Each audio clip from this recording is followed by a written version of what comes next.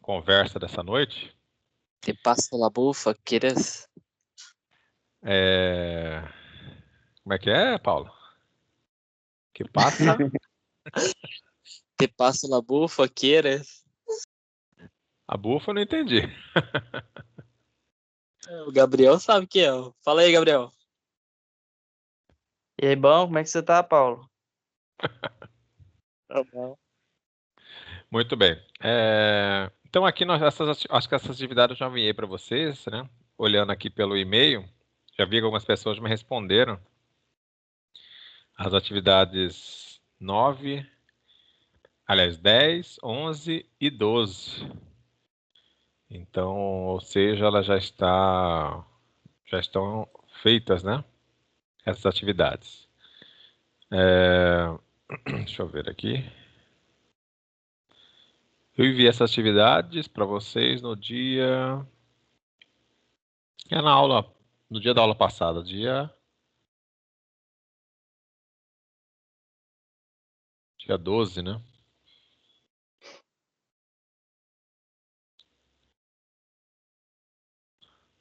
Acho que eu não enviei dia 15 para vocês. Não, dia 12 mesmo.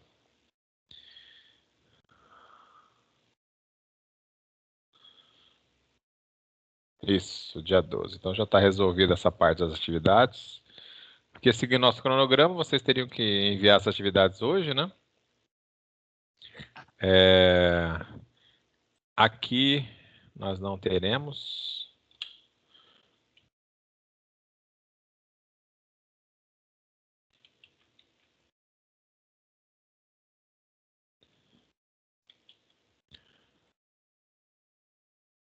Muito bem, aí vocês teriam que enviar essa atividade até hoje. Eu acho que todos aí estão na listagem dos e-mails. Então, gostaria que vocês tivessem uma atenção para enviar essas atividades que nós temos que lançar a nota de vocês. E quem ainda não enviou, aproveitar para enviar, que nós temos que fechar essas notas até antes da prova oficial, né? Então, por exemplo, aqui vocês vão apresentar o trabalho que vocês possivelmente já desenvolveram, né? No dia 26, na nossa próxima aula. E hoje encerram-se as atividades.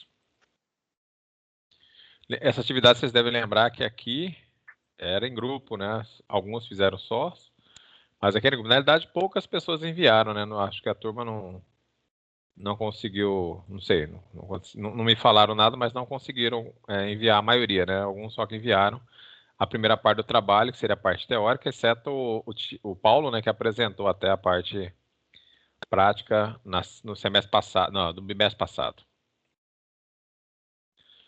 Muito bem. Hoje, então, a proposta é que estejamos seguindo para a unidade 4.2, tá, pessoal? A unidade 4.2, vocês deram uma lida no livro, na unidade 4.2? Professor, vou ser Sabe que bem nós vamos conversar. sincero. Não li não, mano. Não leu, né, Paulo? Beleza, ótimo. Agora, alguém mais se aventurou aí, dar uma lida no livro? Como é que tá a situação? Vocês estão entregando TCC? Como é que tá a situação de vocês aí?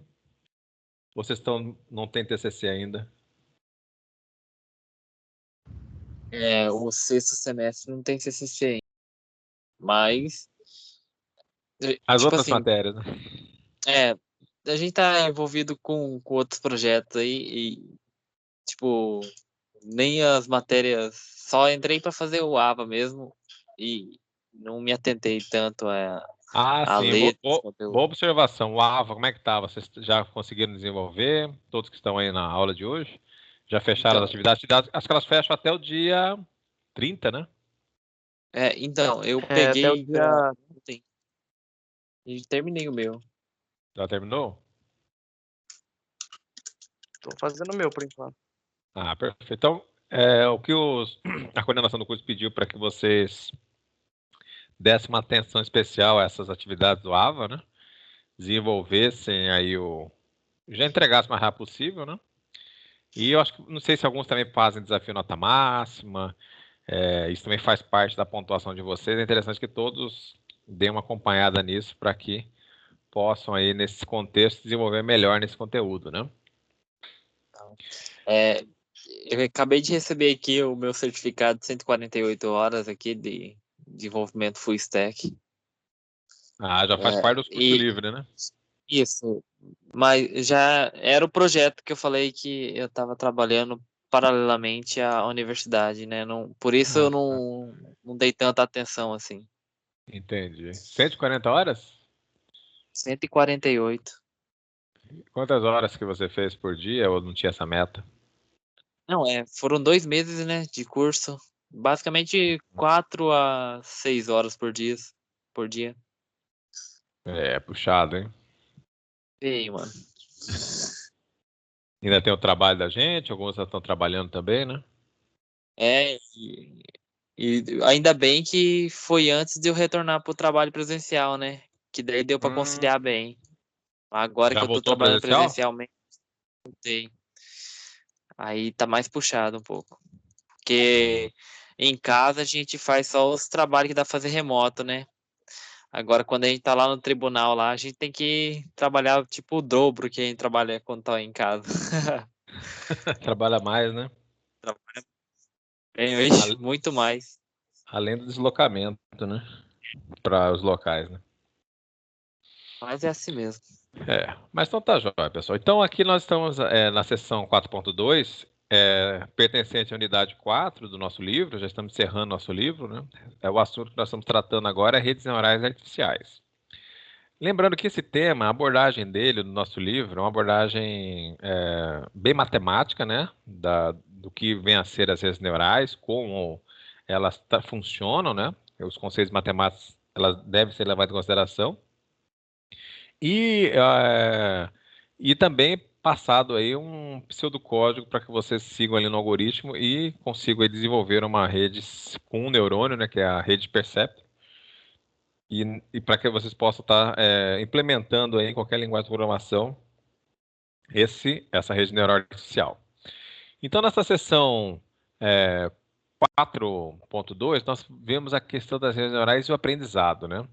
Então, no contexto, eu acredito que todos que já leram sobre o tema ou deram uma escutadinha na aula anterior, observou que a rede neural, ela basicamente, ela está é, tentando, de certo modo, né, imitar aí a rede neural humana ou a rede neural dos seres vivos, né? Então, nesse sentido, o estudo do cérebro fez parte do desenvolvimento desta tecnologia. Então, o estudo do cérebro foi o pontapé inicial para que se criasse essa teoria das redes neurais artificiais. E o contexto em que ela se encaixa melhor é a questão do aprendizado, né? Então, é isso que todo o processo aí de desenvolvimento de uma rede neural artificial, né? O principal ponto de estar trabalhando com essa tecnologia, com esse conceito, é a capacidade de aprender, né? Então, lá, a principal capacidade de uma rede neural é a capacidade de aprender com o ambiente, né? Conforme o conjunto de entradas que lhe é apresentado ou por meio desse aprendizado melhorar seu desempenho. Quando nós pensamos aqui em ambiente, é evidente que o ambiente pode ser capturado à entrada via sensores, né? No caso aí de imagens via câmeras, sons via microfones, temperatura, aí já voltamos aos sensores, né? Declínio, distância. Então tem várias possibilidades que podem, né? Dependendo do contexto que essa rede neural está trabalhando, serem utilizadas para aprendizado. Num conceito superior já existe a Deep Learning, né? Deep Learning é um aprendizado profundo.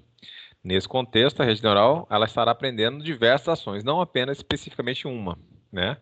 Mas isso é um outro enfoque. Mas basicamente tudo que está ali no ambiente é possível de aprendizado, né? Então existem algumas definições do que é aprendizagem, né? Então aqui uma definição aqui do ranking é a seguinte: aprendizagem é um processo pelo qual os parâmetros livres de uma rede neural são adaptados por meio de um processo de estimulação pelo ambiente no qual a rede está inserida. Então, aqui o conceito principal vem da questão biológica, né? Nós mesmos, quando nascemos, estamos ali 0 km, né? Não temos ainda conhecimento, basicamente, de nada. A partir daquele momento em que saímos aí da barriga da mãe, né? Cada um saiu da barriga de uma mãe. Estamos no mundo. A partir daquele momento começa todo o processo de aprendizado.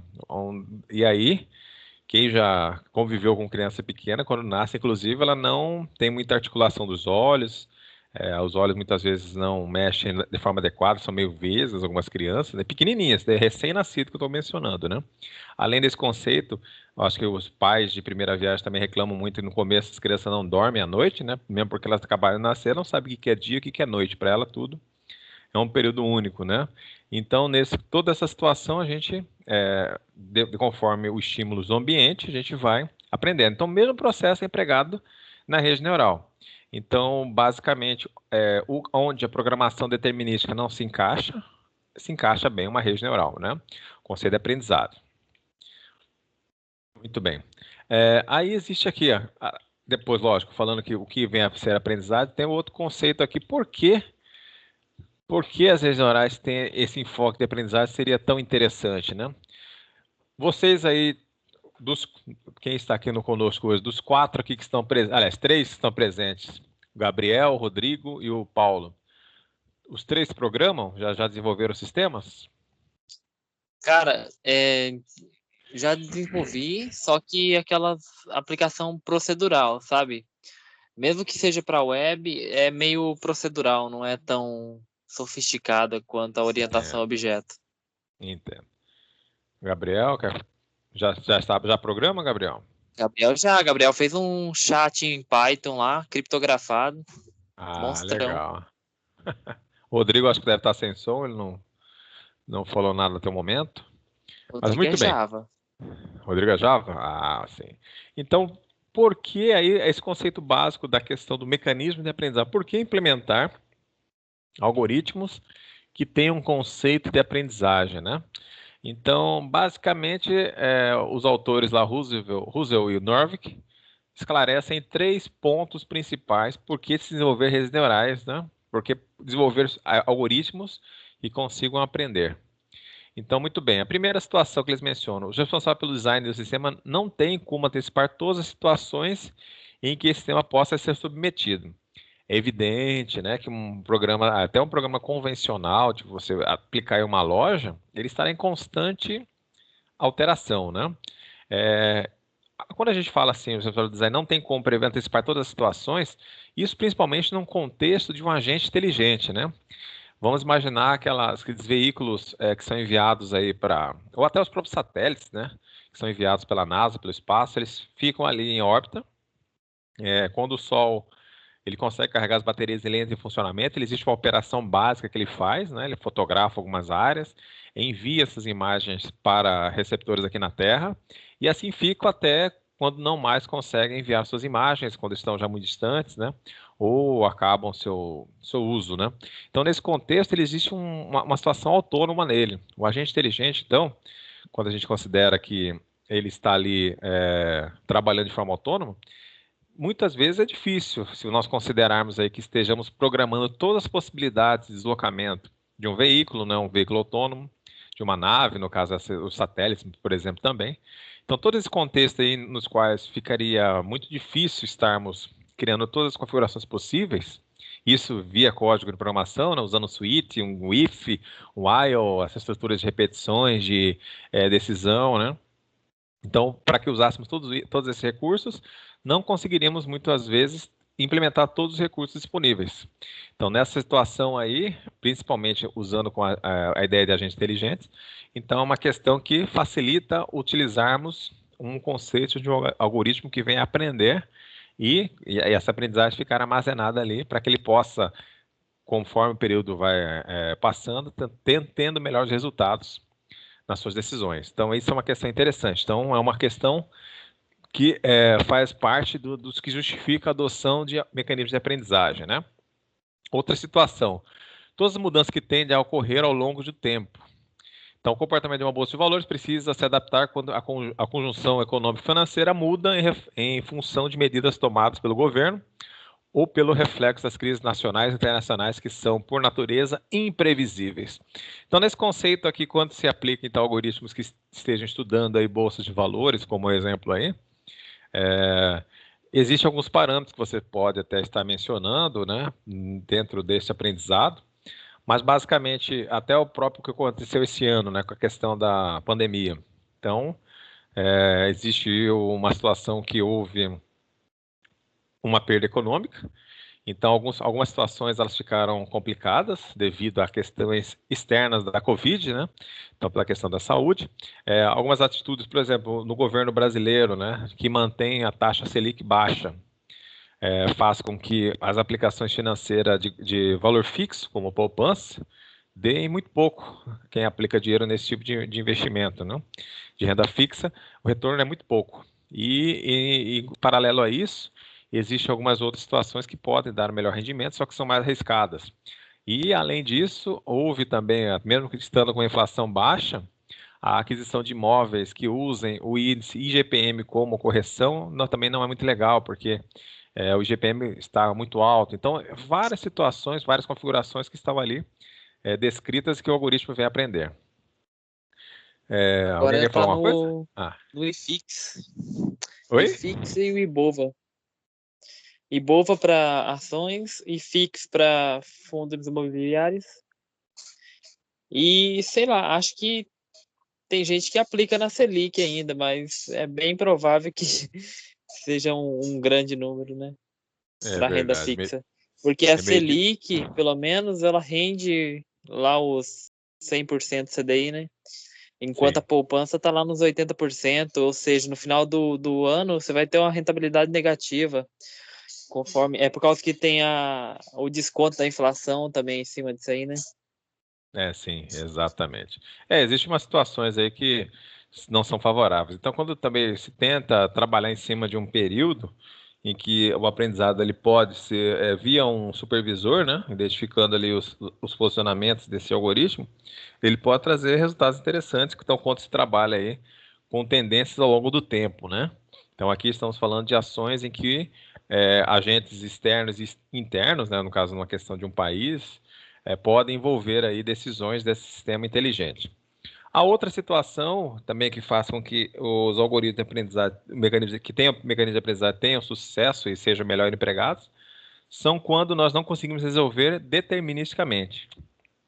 Então, uma das questões que talvez mais facilita o entendimento dos algoritmos que tragam mecanismos de aprendizagem é justamente a questão do reconhecimento de sons, imagens, né? Que temos uma grande dificuldade, acho que não sei se alguém já tentou programar de forma determinística para reconhecer uma imagem. Eu nem sei como começar, porque até eu estou vendo meio difícil fazer a Professor, identificação disso aí. Oi. tem que fazer, tipo assim, mas só que o tanto de código que você tem que escrever é bem punk, cara. Eu tava vendo É, ali um artigo ali que o cara fez um código em Java para reconhecer, tipo, imagens, tipo linhas, sabe? sei. Que nem aqueles bonequinhos que você desenha a cabeça, aí o corpo, uns pauzinhos assim, sabe? E, Sim. tipo, ele escreveu mais de 900 linhas de código, cara. Então, Mas é é uma bem imagem muito. simples, né? Sim, imagem simples. Agora, quando se trata de uma imagem em 3D, né? 3D que eu falo É, é RGB, não, assim, aí é mais. até reconhecimento de própria, vamos dizer assim, de uma imagem humana, de sei lá, uma identificação de uma foto, teríamos dificuldades em programar isso, né? Eu não consigo pensar assim como faríamos. Poderíamos decompor a imagem em sinal de RGB, né? Das três cores básicas. Mas mesmo assim existe uma complicação aí nesse contexto, nessa programação, né? Então, quando se trabalha, então, quando os algoritmos determinísticos não trazem resultados adequados, então nessa situação aí, os algoritmos que tenham recursos de mecanismo de aprendizagem têm melhor ênfase e melhor aplicação, né? Então, vamos imaginar como faríamos esse tipo de programação, ficaria difícil. E em cima de sons também seria complicado também, né? E o processo do som faz parte até do entendimento de idiomas, né? Então, quando nós estamos conversando aqui, é evidente que vocês têm a facilidade, talvez, né, de entender o que eu falo, mas a questão, assim, principal de você ter programar isso para que uma aplicação possa entender e, a partir disso, desenvolver um PNL, né, um processamento de linguagem natural, e responder da mesma forma, é uma complicação. Até eu fico angustiado ainda hoje, quando eu ligo em algum atendimento eletrônico, por exemplo, eu ligo para um banco, e o primeiro atendimento é feito por um robô, né? Aí ele fala, aí sempre aquela situação de você tentar falar o mais sucintamente que você precisa para ver se ele consegue encaminhar. e muitas vezes ele acaba não entendendo ainda, né? Nos bancos, talvez se a linha telefone, alguma coisa, tenha alguma dificuldade. Agora, realmente, os assistentes pessoais aí que estão nos celulares, esses já têm uma melhor performance. Ô, professor, mais Oi. ruim ainda é quando você liga pra Oi tentando cancelar um plano. Aí eles são transferidos para muitos locais, né? Aí é um monte de Nada, robozinho que te atende.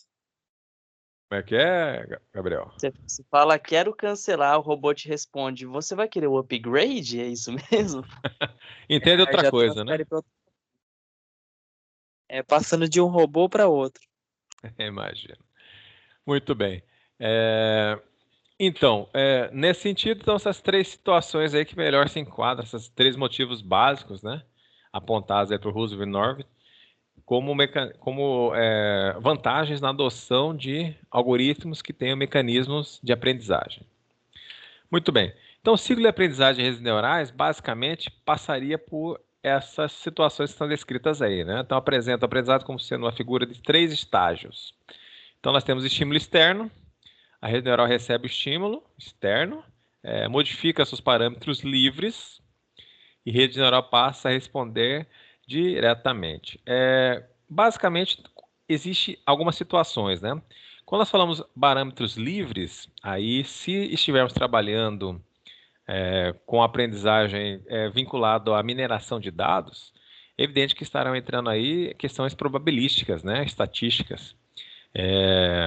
Para estar aí contabilizando quantas vezes uma situação aconteceu, outra tentando agrupar padrões e nesse contexto ter aí o aprendizagem, né? Ir ajustando seus pesos. Ou você pode já fazer um aprendizagem supervisionado com correção de erros, né? Com retropropagação, na qual ele consiga retroagir algumas ações para reprogramar via um tutor, né? Ou seja, identificar quando, por exemplo, uma imagem, né? Quando é passada uma imagem, a gente possa aí, com essa imagem identificar se a imagem ela por exemplo, é de um carro ou de uma moto, né? Então, você indica para o algoritmo, olha, isso aqui é um carro, né? Aí, a partir disso, você pode estabelecer um carro vermelho, carro preto, e estabelecer até as cores para que ele consiga, a partir disso, identificar essas informações, tá? Mas, basicamente, funciona com esse ciclo aqui, em que temos um estímulo externo, aí o estímulo externo nós temos que captar esse sinal, podemos identificar esse sinal via sensores, via câmeras, via dispositivos que gravam sons, né, ou até só consegue reproduzi-los. Sensores, aí, diversos tipos de sensores, dependendo do que estivermos trabalhando. Então, esses são estímulos externos. A rede neural tem que ter um mecanismo de captar esses sinais de entrada, modificar esses parâmetros conforme um mecanismo aí de aprendizagem. E após isso, passa a responder diretamente a essas alterações. Então, esse ciclo é contínuo e quanto mais a rede neural for treinada, né, mais ela estiver sendo treinada, ela terá melhor eficiência em seus trabalhos, né? Isso aqui é bem simples, nós temos que fazer a analogia da nossa forma de aprender. Pode falar. Esse ciclo aí, ele são aqueles termos lá, como é que fala? É backpropagation e feed forward, que tem, que eu, Sim, eu vejo nos vídeos ainda. Ah, sim. sim, exatamente. Existe aí. Nós veremos isso, acho que na próxima sessão, mas é isso aí mais ou menos, tá? Nessa sessão aqui, ele concentrará-se mais em indicar os métodos de aprendizagem, né?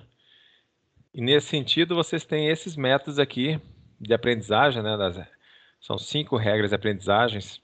Evidente que podem existir outras, tá? Isso aí é apenas uma dica do nosso material. Essas regras aí de aprendizagem, essas 5 que estão aí descritas, elas usam basicamente métodos matemáticos de trabalho, né? Então, quando a gente olha todas essas informações, existem ações matemáticas que são realizadas para que elas possam aí ter resultados adequados. Então, todos esses mecanismos aqui, o aprendizado por correção de erro, aprendizado por memória, aprendizado Hebbiano, isso aqui, Hebbiano, nós vimos até na aula anterior, né, na sessão anterior, aprendizado competitivo, aprendizado de Busemann, que é sobre termodinâmica. Então, essas situações aqui envolvem questões matemáticas. E aí eu vou pedir depois, daqui a pouquinho, para vocês darem uma lida sobre isso, para que vocês possam aí fazer um resumo e nós possamos conversar sobre esses itens, tá? Muito bem, vamos passar então aqui, daqui a pouco eu volto para vocês fazerem uma pequena e breve pesquisa e depois apresentar aqui para a gente conversar sobre esses aprendizados que estão aí descritos.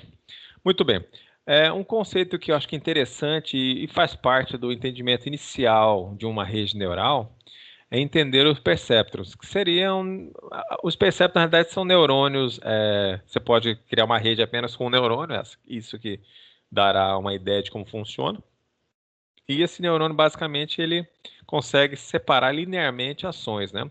Então, o perceptor é uma rede neural específica para classificar, né? Então, olha lá, usa uma função linear, então ele vai conseguir classificar bem que, caso possa separar aí linearmente dois itens, né? Duas situações. Então, a classificação do perceptor é fruto das pesquisas do psicólogo americano Frank Roosevelt, com uma das 3 ideias pioneiras revolucionárias de redes neurais, né? Usando também a questão do mecanismo de aprendizado de Donald Hebb. Esse Donald Hebb aqui, que é aquele aprendizagem aqui, ó, hebbiano. É um conceito no qual, acho que na aula passada eu mencionei para vocês, que quando mais a gente treina, né, incentiva nossos neurônios a comunicar-se com outros neurônios, né, quanto mais estamos praticando, mais as sinapses ocorrerão de forma mais natural, né? Então, se a gente estuda, por exemplo, a gente estuda inglês com o tempo, né, estudando de uma forma proativa, né, querendo aprender, quanto mais praticarmos o inglês, será um ponto que estará sendo mais natural para que nós possamos falá-lo, né? Agora, por exemplo, se em algum momento da vida vocês começaram a querer estudar, por exemplo, sei lá, japonês, e não parar de praticar, a ideia é que os conhecimentos vão sendo cada vez mais apagados, porque eles não há estímulos entre os neurônios, né? Então, quanto mais estudamos sobre um assunto, quanto mais treinamos, mais fácil será a comunicação, ou seja, os sinais passarão mais fáceis pelos neurônios, e a ideia de cada neurônio trabalhando como se fosse um processador, teremos mais as sinapses, onde ficam nossas memórias armazenadas de forma mais plena trabalhando, né? Então, ele trabalha com esse aprendizado e Donald Hebb estabeleceu. Então, podemos definir o percepto como a base para que possamos identificar aí o aprendizado supervisionado, né? Para uma classificação binária, né? Entre dois itens, basicamente. Classificar dois itens, ou é ou não é, ou tentar separar aí apenas dois itens. Então, é importante identificar que a regra de Rosenbaum determina a separação linear. Então, só conseguiremos usar esse neurônio, por enquanto, como é um neurônio apenas para que estejamos melhor aprendendo sobre o tema, ele só conseguirá separar linearmente duas ações, né? Então, conjuntos que não são separáveis, não podemos usar essa rede neural para classificação. Existem outras que se encaixariam melhor. Mas ela é mais simples, que a gente consegue desenvolvê-la aí de forma mais tranquila, como teste, tá? Como uma forma de trabalho. Você chegar a desfazer... Oi. Eu não entendi muito bem esse deslocamento linear aí. Por que o primeiro ele se encaixa na lei de Rosenbelt aí e o segundo não? Então, porque se você tentar traçar uma linha, tudo que é linear, quando a gente identifica linear existe um padrão, né?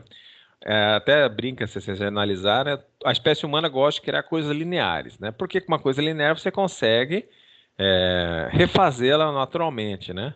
Então, quando é linear, por exemplo, essa imagem aqui, observa essa linha aqui, essa linha ela é uma linha reta, né? Ela está inclinada, mas ela é reta, ela não tem curvas, né?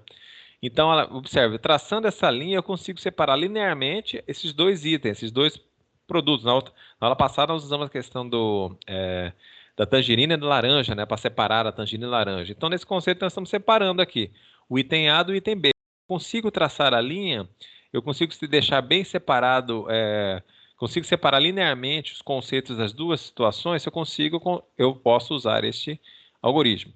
Caso, nessa outra imagem aqui, eu não consigo traçar nenhuma linha que eu consiga separar plenamente os dois elementos. Mesmo que os dois não estejam se encontrando, são elementos distintos, mas eu não consigo traçar uma linha linear. Então, nesse sentido, eu não consigo usar este algoritmo perceptron. Então, basicamente, a gente poderia até mencionar que eu posso identificar, por exemplo, separar ou é ou não é, né? Então, eu defino que o item A é o que a gente quer classificar. Tudo que não for parecido com o item A, não é. Então, a partir disso, eu já fiz uma separação linear, né? Então, basicamente, essas imagens apenas indicam o seguinte: se você conseguir, via uma função linear, separar duas classes de itens que estejamos tentando classificar, eu posso usar o perceptron. Caso eu não consiga separar linearmente esses dois itens, eu não poderei usar esse perceptron para classificação. E pode até usar, né? Só que não vai ter uma Não acurácia, vai. né? Então, Exatamente. Vai usar, mas ele não vai conseguir trazer o resultado. Talvez ele erre muito, né, na identificação. É, por exemplo, eu acredito, vamos fazer uma analogia, né? Se caso estejamos classificando uma cobra de um outro réptil, na verdade, um jacaré, né? Cobra e jacaré a gente consegue separar linearmente. Um tem pata, não tem. Então a boca de um é maior. Então vamos sucintamente conseguimos separar bem esses itens, caso fosse uma foto, né? Agora, se nós usarmos uma cobra e uma minhoca, dependendo da foto, fica difícil identificar o que que é uma e o que que é outra, né? Isso é um exemplo assim, como se nós tentássemos separar a identificação desse tipo de imagem, né? O que mais diferente for das imagens, mais fácil ele vai conseguir separar. Isso levando em consideração imagens, né? Agora, dependendo de outras situações, por exemplo, temperatura, então tudo que nós conseguimos separar plenamente as temperaturas, poderíamos usar essa regra. Acho que a temperatura fica até mais fácil. Imagem, talvez seja um pouco mais difícil fazer as separações. e quando é tipo números primos e números pares e números ímpares? Aí, por exemplo, Aí fica difícil. já ficaria difícil, porque geralmente o número primo, ele vai ser um número ímpar, né? Geralmente. É, que é um número multiplicado por um, dividido por um e por ele mesmo, né? Que dá o mesmo Exatamente. resultado. Então, nesse contexto, ficaria difícil separar, caso tenhamos a identificação desses valores. Agora, vamos imaginar se fôssemos criar um algoritmo para identificar letras, né? É, Se as letras forem realmente totalmente separáveis, fica fácil. Agora, por exemplo, o L, em algumas situações de programação, o L e o 1 são bem parecidos, né? Dependendo da fonte utilizada, elas são difíceis de ser separadas, né? São muito parecidas, então fica mais difícil usar um algoritmo como esse. Ou que tenhamos muitas imagens, né? Caso uma imagem simples, sim. Agora, quando temos muitos recursos a serem identificados, o Perceptor não funciona tão bem. É que nem tipo, você falou em muitas imagens, tem uma coisa também que é interessante, que quando você está treinando um modelo, vamos supor, você está lá tentando ensinar a máquina o que que é um cachorro, né? Sim. Se você coloca muita imagem de cachorro, ela diminui a acurácia do modelo, cara. Não sei por quê. Muita na É. mesma foto, né? Não, não, tipo, muitas imagens de cachorro de tipo diferente, entendeu? Em ambientes Ah, diferentes. Aí ela começa a dar uma bugada. Que já não ela fica não tão entende bem. muito bem. Você quer mesmo que eu identifique o cachorro? Você quer que eu identifique o ambiente? Aí ele deixa no É, meio a meio ali. o interessante nesse sentido é tentar, se pudesse padronizar um ambiente só para deixar em evidência o cachorro, né? Facilitaria. É tirar o fundo da imagem ali, ou sei lá, alguma coisa assim, né? Exatamente. Então, o que que eu tenho de sugestão para vocês, tá, pessoal? Se vocês puderem, né, fazer agora esta pesquisa sobre esses 5 mecanismos de aprendizado, que vocês fariam aí um pequeno relatório para me enviar. Em contrapartida, vocês poderiam fazer isso no intervalo, né? E a gente criar um algoritmo aqui simples, usando a linguagem C, para imitar um algoritmo Perceptron. O que que vocês acham? Pode ser, professor. Pode ser? Sim, cara. É Vamos que eu tô fazer fazendo os... atividade, fazendo outra atividade ainda. Tá fazendo outra atividade? A que faz aquela atividade lá do Perceptron que você mandou, que é Ah, ordenando. sim. Então, eu vou tentar mostrar aqui, vamos ver se ele vai aparecer. Deixa eu só um momentinho localizar aqui.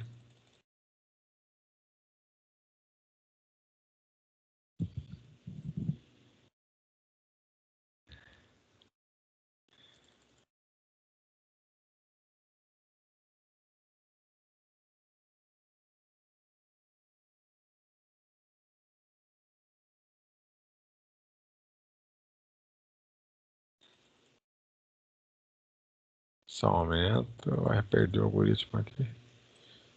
Acho que eu não mostrei da outra aula, né? Deixa eu ver aqui.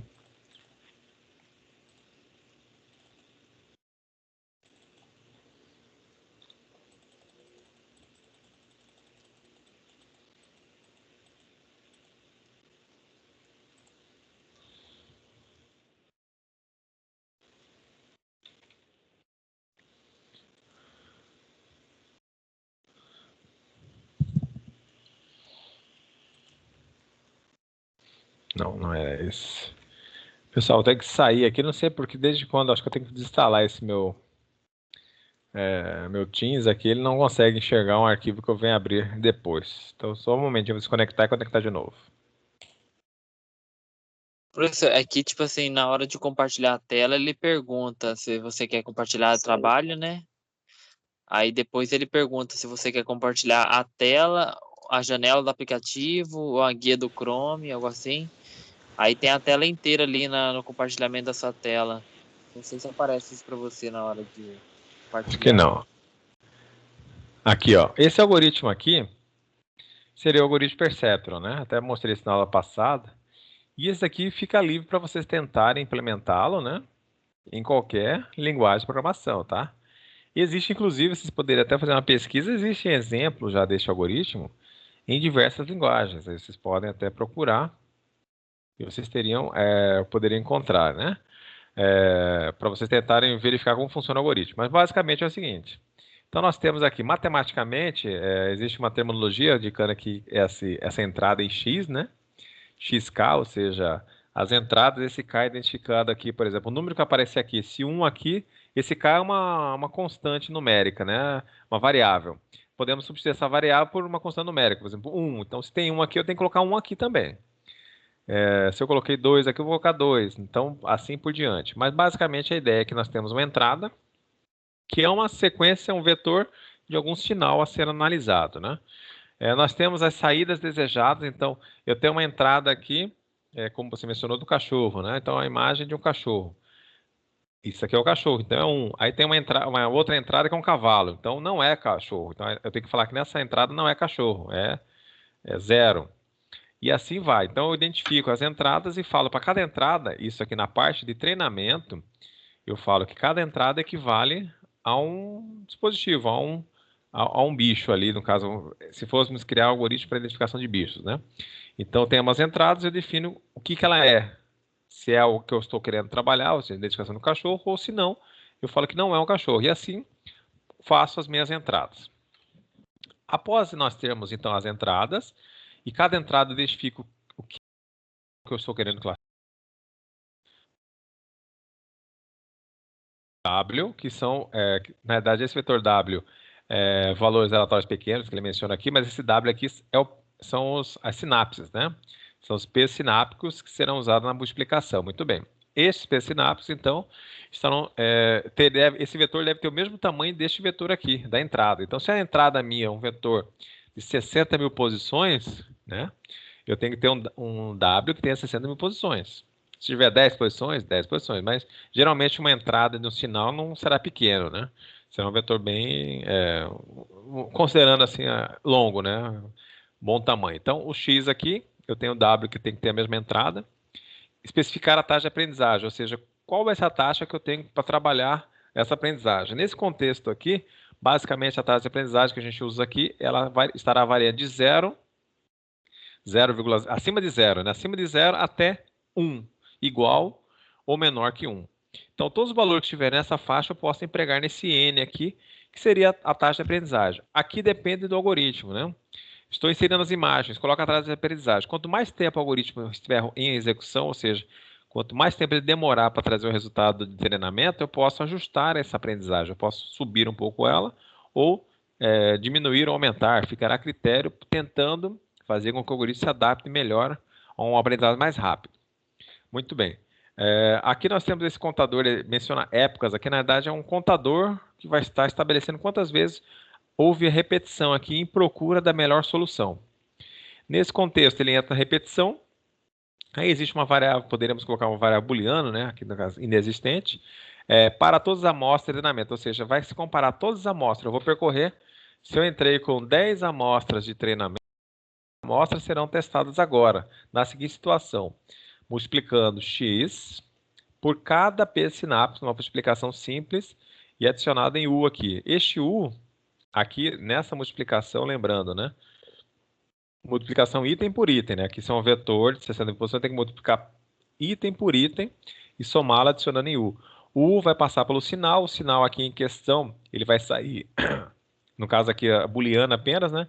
Sairá 1 ou 0, ou 1 e menos 1, ficará a critério, mas tem que sair dois valores apenas. Então, conforme o U passar pelo sinal, vai ter a saída aqui, o Y.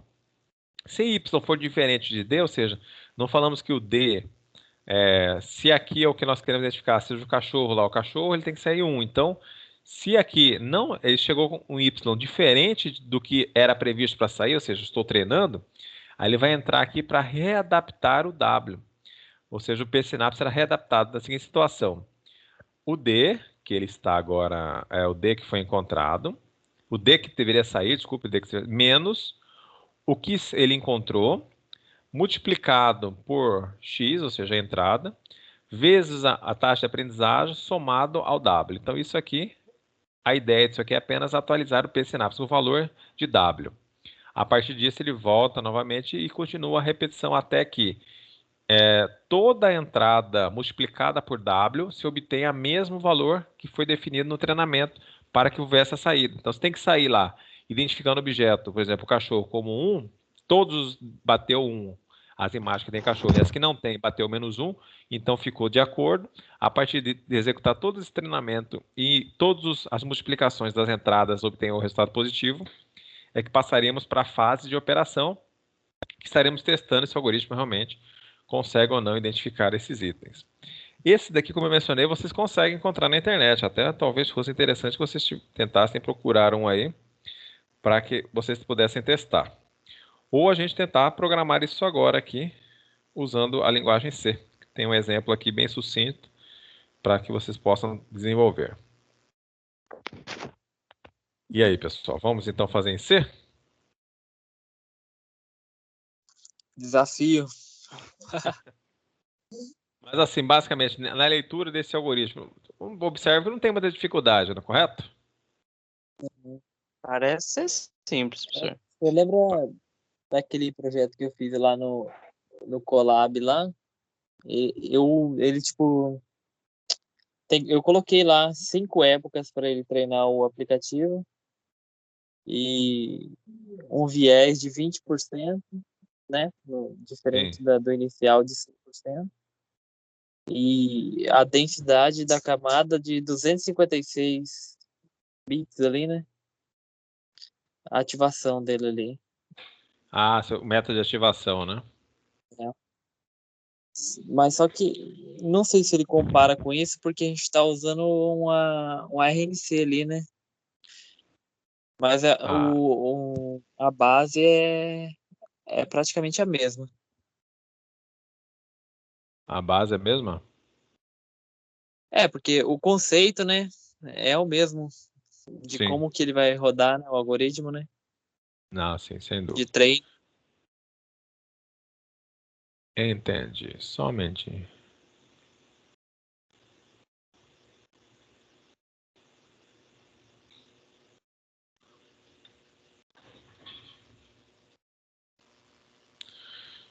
Então vamos fazer o seguinte, vamos usar o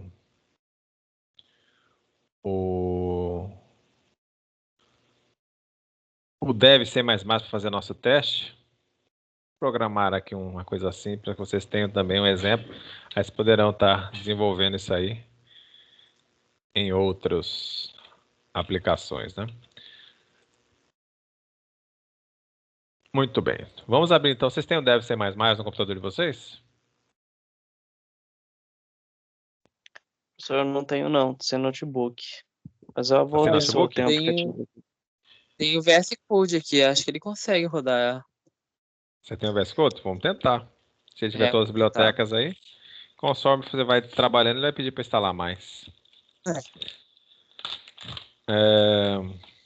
Você está sem computador, Gabriel? Sim, é porque eu tô passando um tempo aqui. Tô fora de casa, entendeu? Mas eu vou ver se eu Ah, acho aqui um compilador em C++. tudo bem. O Dev C++, ele também tem uma versão que ele é portável, né? Então, você consegue, até dentro de um pendrive, executá-lo. Então, eu vou abrir aqui um source. A ideia aqui, então, é apenas façamos um exemplo. Então, como nós estamos trabalhando na linguagem C, nós temos que colocar nossas bibliotecas, né? Então, temos que lançar algumas bibliotecas aqui, include.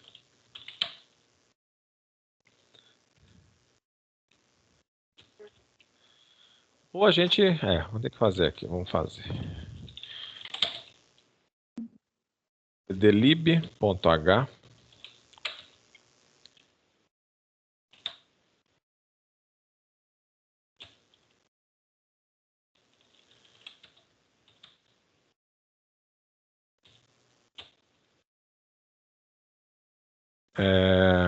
Vamos criar a nossa entrada de treinamento.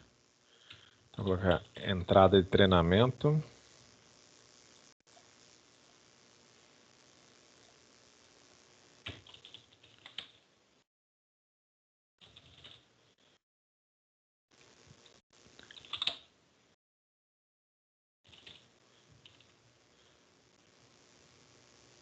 De 5x2.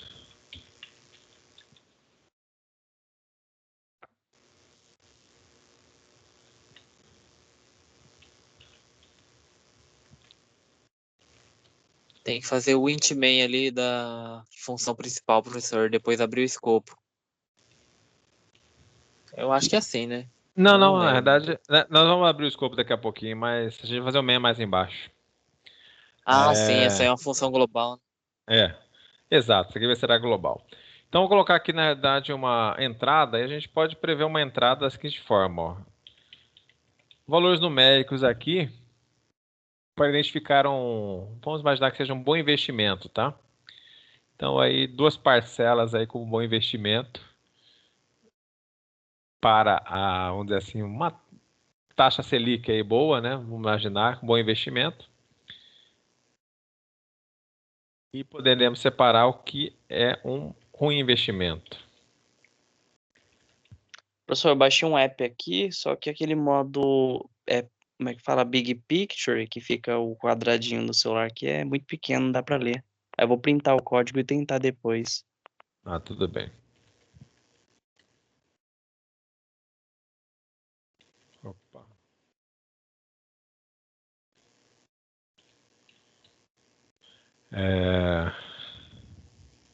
E uma pergunta, através desse algoritmo aí, vai dar para aprender a fazer o cálculo que está proposto lá na atividade 11 do Perceptron? Pode tentar, exatamente. Esse que é o objetivo da gente tentar É porque é aqui. mais Por aqui perfeito, a é gente porque eu tentar fazer isso. tenho dificuldade em aprender fórmula. Desse jeito é mais fácil. Tenta. Eu também estou com dificuldade em escrever aqui, agora vai ser melhor. Vamos prever aqui 5 entradas, né?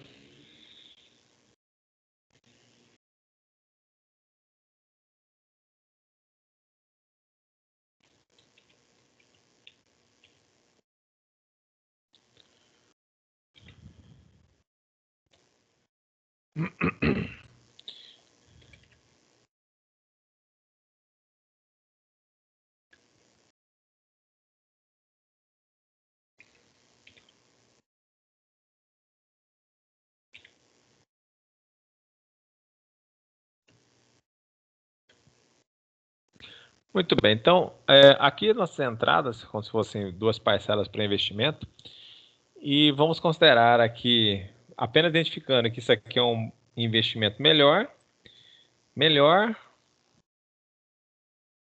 acho que uma soma boa aqui é este, né, daqui também é bom, né, e esses dois como investimentos, como assim, que seriam menores, se nós analisar somando os dois aí, são menores, somando 1.100 com 270, é menor do que esses 3 aqui, correto?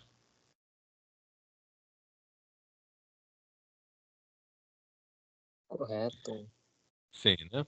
Muito bem. Então, o que nós vamos fazer? Aqui seriam os nossos investimentos. Aí, é evidente que o algoritmo não sabe, né, o que é bom investimento, o que não é, e nós estaremos identificando para eles o que é um bom investimento e o que não é um bom investimento.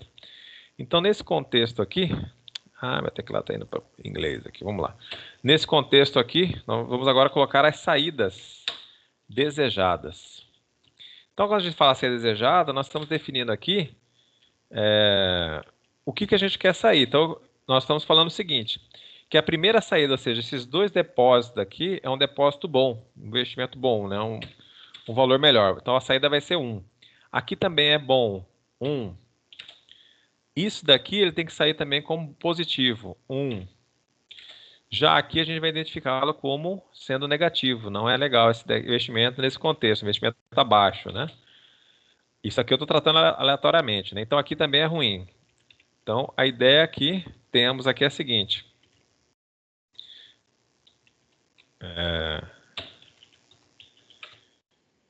Investimento.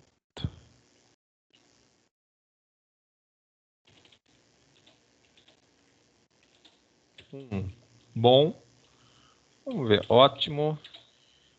E menos 1 regular. Só para não ficar investimento ruim, né? Então apenas separamos aqui, se fôssemos comparar como depósito, aqui seriam os depósitos ótimos, né? E aqui os regulares. Muito bem.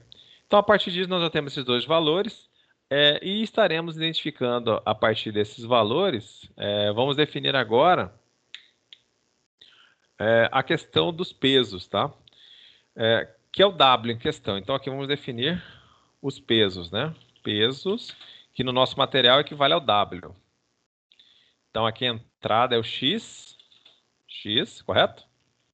Saída desejada é o D, conforme está no material daquela imagem que eu mostrei agora há pouco para vocês. Aí vocês podem depois pegar o vídeo e lembrar a imagem. E aqui é o peso, que são W, né? Então o peso aqui em questão nós faremos o seguinte, vamos criar uma double, vai ser os pesos. Aqui vamos fazer com 3 sobre um conceito de bias. Bias, nós vamos considerar que são parâmetros adicionais às redes neurais para que possamos ajustá-la, né? Então, pelas bias nós saberemos, guardaremos se esses pesos ainda precisam ser ajustados. Por isso que eu vou fazer 3, né? Se aqui nós temos apenas, na verdade, dois valores, x1 e x2, né? Deixa eu só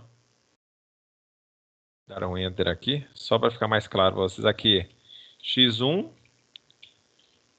e x2. Nossas bias estão 0,0. Inicializamos com 0 esses valores. Aí nós temos também aqui a taxa de aprendizagem, né?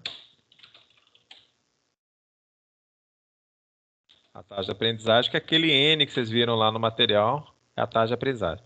Aqui a taxa de aprendizagem poderá variar então de maior que 1. Então aqui, ó, a taxa de aprendizagem é o seguinte,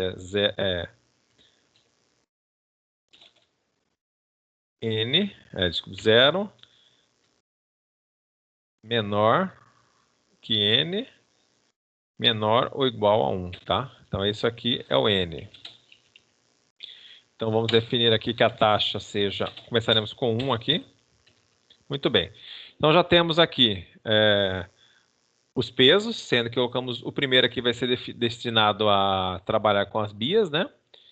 E aqui nós vamos agora criar, como exemplo aqui também, vamos definir o nosso escopo, as nossas funções, né? Então nós teremos uma função que é uma função que inverte o sinal, né? Então a função que estará definindo se for abaixo de 0 sairá menos 1, se for acima sairá 1, né? Então vamos fazer o seguinte, vamos colocar aqui int sinal double, um parâmetro v que vai entrar aqui. Vamos definir aqui um treinamento, né? Treinamento. Vamos definir aqui um momento de execução. Deixa eu ver se foi o nome lá, a gente vai ficar o mesmo. Não é execução, vou colocar operação. Operação, para ficar igual como está no material, mais ou menos. E vamos também imprimir os pesos. Vamos dar imprimir print nos pesos, né? Então serão essas nossas funções que vamos executar. E aqui nós vamos definir agora nosso main, né? Definimos o main. Como eu coloquei aqui ó, na biblioteca Locale, é só para colocar em um idioma português, né? Então, set Locale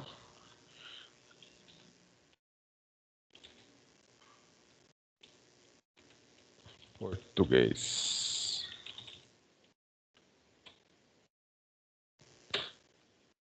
Muito bem. Vamos agora fazer a fase de treinamento. Antes de fazermos a fase de treinamento, só vou colocar um return aqui. Return 0. Vamos criar aqui o treinamento. Para o treinamento temos que fazer primeiro o sinal. Vamos fazer o sinal então. O sinal é o seguinte, vai ser o double que vai ser passado para ele. E aqui nós faremos o seguinte, se o V for maior ou igual a 0, ele fará o return, né? Return 1. Se não, se ele não entrar ali, né? Automaticamente ele não entrou nesse if, tá? Não entrou aqui no if. Ele vai retornar menos 1, tá? Então, é uma função apenas para que aqui verá um valor quebrado em double, né? Esse valor, se for maior ou igual a 0, ele sairá 1. Se não, menos 1 ele retorna, tá? Então, muito bem. Vamos agora, então, partir para a fase, então, de treinamento, tá? Então, vamos lá. Void treinamento.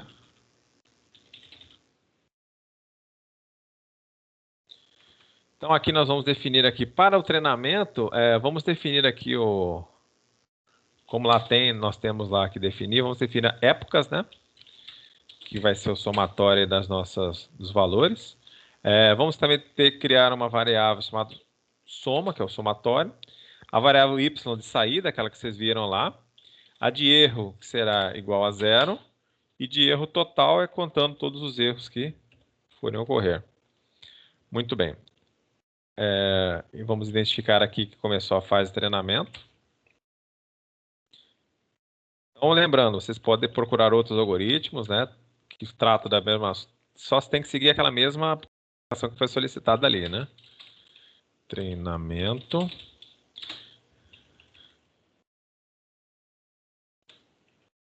Esse N aqui vocês devem lembrar que serve para o lado de linha, né? Lá para a próxima linha. Muito bem, então vamos começar o treinamento. I recebendo 0. I menor que 5. I mais mais. Muito bem. Como é uma matriz, né? Vamos apenas fazer a soma aqui.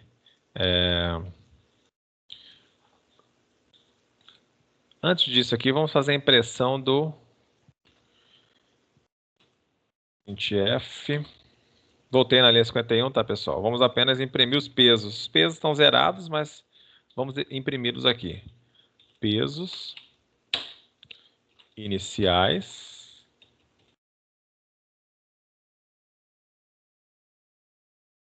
Print pesos. Ainda não fizemos eles, né? Pesos.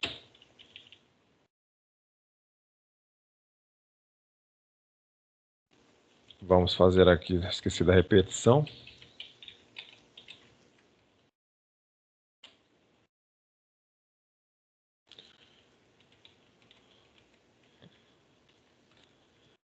Então vamos definir aqui a contagem das épocas, como está lá no nosso algoritmo. Épocas. Vamos somar as épocas aqui. O erro total ainda é 0. Muito bem. Vamos dar um print no número de épocas.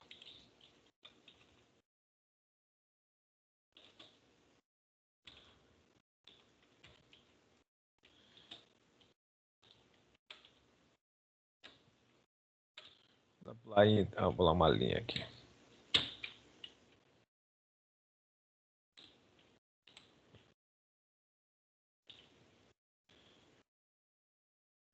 Muito bem. Então aqui na verdade a ideia é que nós faremos aquela multiplicação que foi descrita para vocês lá naquela imagem do nosso material, tá? Vamos colocar um outro fora aqui. J recebendo 0, J menor que 5.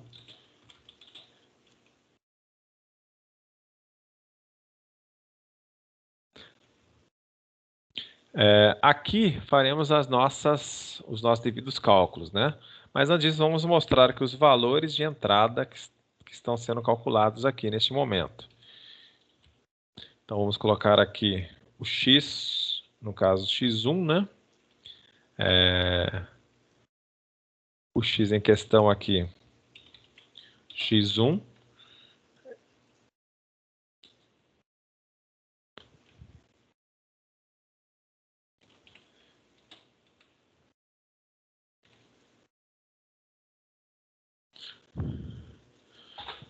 J mais I.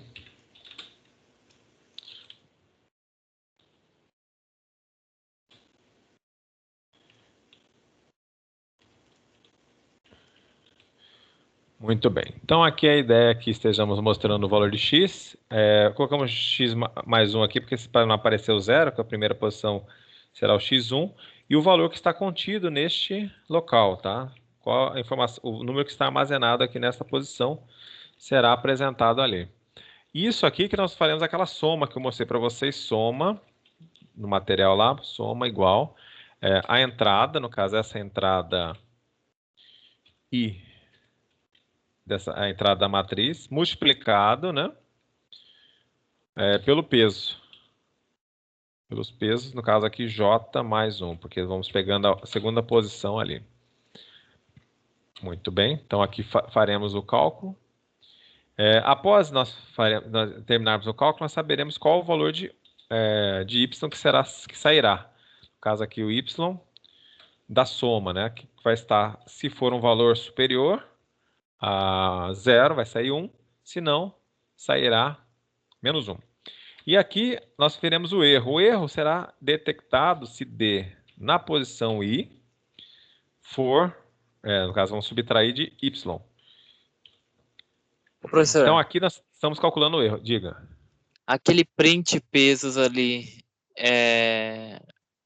ele não tem que ser passado com um e-comercial depois do print F ali, hein? Não, Como é aqui que é? na realidade nós vamos codificar esse aqui, tá? Já querem codificar? Vamos tá. codificar já esse aqui, daqui é uma outra Já é uma função só para função, né? imprimir os pesos. Ela é bem simples, então vamos já fazer ela bem aqui embaixo, ó. Só para que não haja... Aqui, ó, vamos fazer um void aqui, bem simples. Print... O senhor já não tinha declarado ela lá em cima? Já, mas eu vou agora codificá-la, tá? Eu declarei no escopo, né? Mas agora eu estou codificando. Para chamar uma função, não tem que colocar aquele...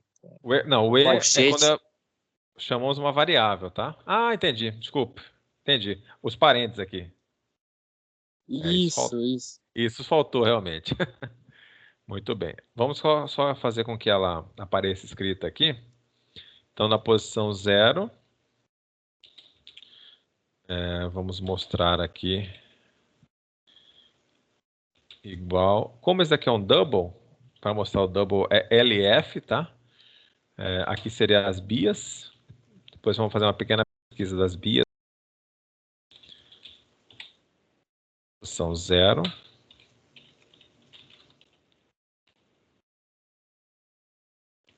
Posição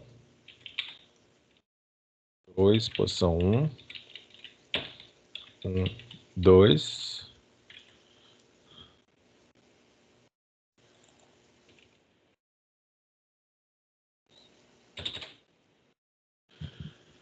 Muito bem. É apenas esta aqui, tá? A nossa função para imprimir os pesos, tá? Muito bem. Então aqui, onde nós paramos aqui, nós apenas estávamos fazendo a subtração aqui do erro em questão que estava aqui descrito, né? Então, no caso aqui, o sinal desejado menos o que foi obtido. Se houver aqui, se tem que sair 1 e encontrou 1 aqui, o erro vai dar 0. Se aqui a saída era para ser menos 1 e aqui ele saiu 1, na verdade, vai dar 0. Agora, caso estejam saindo os mesmos valores diferentes, ficará 2, né? No caso aqui saiu 1 aqui, com menos 1 fica menos 2, então não é o correto. Aqui, este erro tem que para que ele esteja adequado, ele tem que estar encontrando zero no seu trabalho aqui, né? Então, vamos colocar aqui só para que possamos identificar os valores aqui do erro. Então, primeira coisa, vamos imprimir o erro. Tá? Então, vamos fazer a impressão do erro. O erro em questão aqui,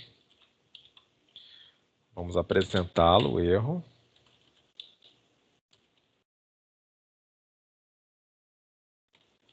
Vamos colocar aqui também para ficar a saída desejada, né? O que nós queríamos que saísse aqui? Saída desejada. E aqui nós vamos colocar a saída que foi encontrada.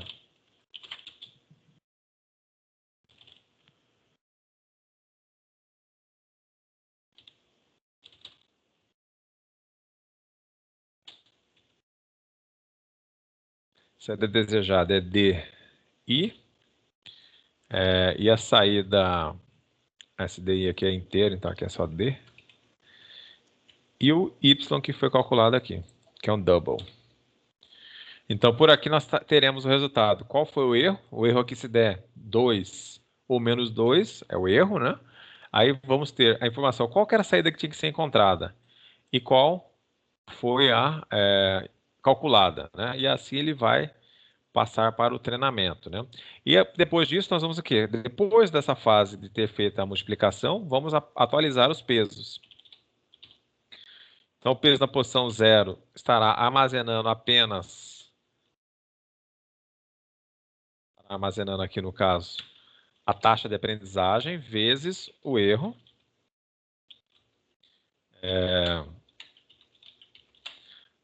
Peso 1 e o peso 2, conforme os valores que foram lançados para eles.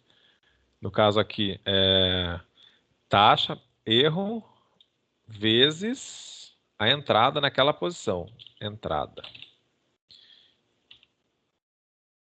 E 0.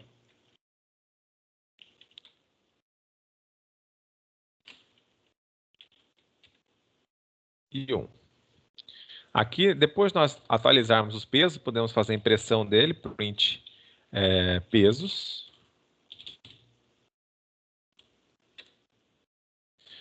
O erro total, nós podemos também somá-lo aqui. Aqui existe usar a função matemática para ter o valor absoluto. Então, se o erro encontrado for menos ou mais, ele vai retornar sempre o absoluto dele. Então, se for menos 2, para que ele some aqui no total de erro, ele vai estar colocando o valor absoluto. Então, essa função aqui, FABS, no caso é função absoluta, né? F, função absoluta, números absolutos. Números absolutos, quando você passa um número que se for menos 2, é 2. Se for 2, é 2 também, tá? Números absolutos. Muito bem. Nós temos aqui o do while. Faremos o while conforme esse total de erros, tá? Então, total de erros.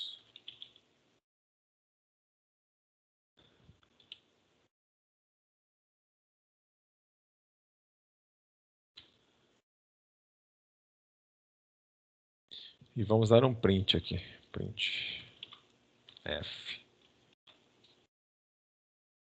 A rede foi treinada em número de épocas, né? Épocas.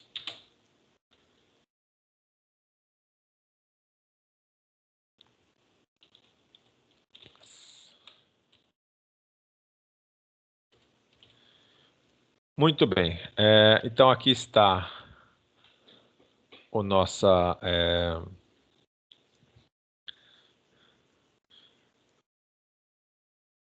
sistema, né?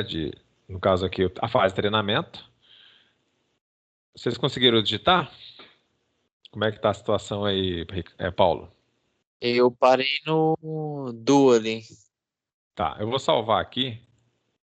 Eu vou salvar lá. Vou só completar o código aqui e vou salvar lá no nossa página, no Notepad, né? Para que você possa copiar também. Beleza. Deixa eu colocar aqui RNA Perceptron. Vamos voltar aqui só para concluir. Eu vou aqui na fase, na verdade, vamos na fase de treinamento, né? Vamos chamar a fase de treinamento. Então, printf, iniciando o treinamento.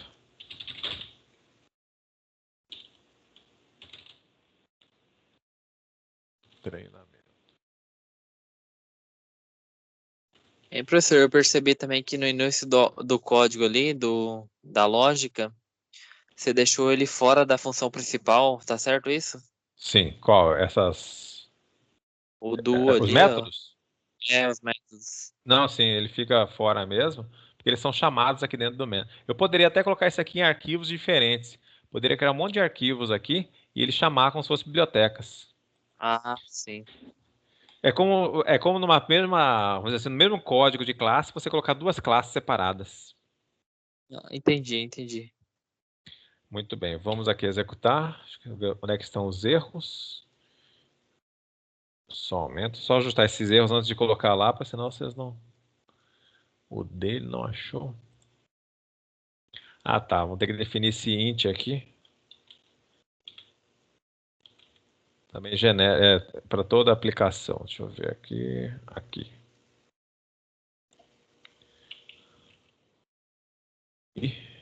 E J.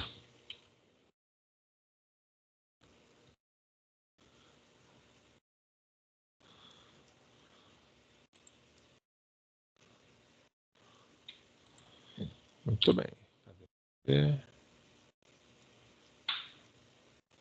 A princípio está rodando, né?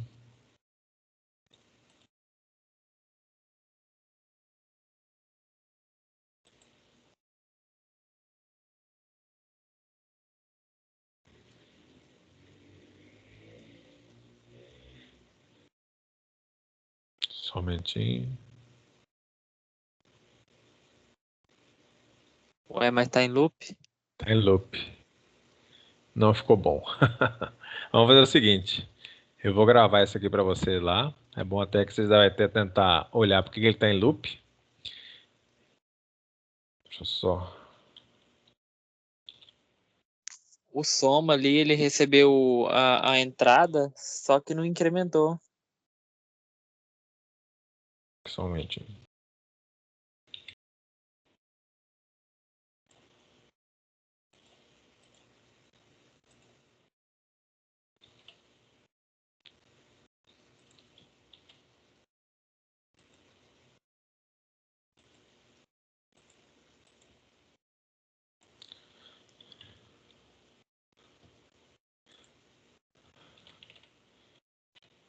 Tá aqui, ó. O código tá aqui. Você vai dar uma olhada aí no código, tá?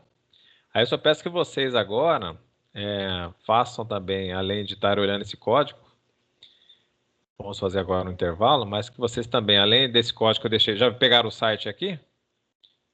Onde está? O nosso Notepad? Sim. Sim, beleza. Então, esse Notepad vão acessar lá agora, né? Fora essa situação, eu quero também que vocês façam essa pesquisa aqui sobre esses métodos de aprendizagem, façam um arquivo aí do Word, para que vocês possam me enviar no e-mail também, tá bom? Então, vamos fazer um intervalozinho, senão me ajudem a achar esse erro aí que está acontecendo, esse loop, para a gente continuar, tá bom? Vou parar a gravação aqui. Aí vocês me enviam essas atividades.